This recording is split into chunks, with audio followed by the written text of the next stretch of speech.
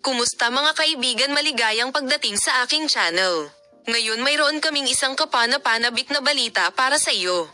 Ang Boris Bakhtas at Yagmur Yoxel ay gumawa ng isang malaking kilos para sa kaarawan at hindi ito isang bagay na hindi inaasahan ng sinuman. Ano ang ginawa niya upang ma-excite ang mga tagahanga?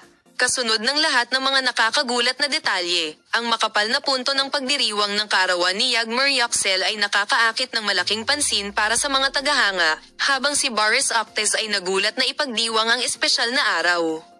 Ang mag-asawa, na kumuha ng kanilang bahagi mula sa pag-aalsa at pagbagsak, ay nagpakita ng kanilang pag-ibig sa bawat isa ng malinaw. Sinasabi ng mga mapagkukunan na ang ulan ng kapayapaan paparazzi, na nagbibigay ng isang maganda at liblib na lugar na malayo sa kanyang mausisa na mga mata. Naiulat na ang sorpresa na ito ay binalak para sa mga buwan upang matiyak na ang lahat ay perpekto para sa ulan. Iparating namin ang mga detalye ng sorpresa sa iyo upang makita ka sa mga bagong video.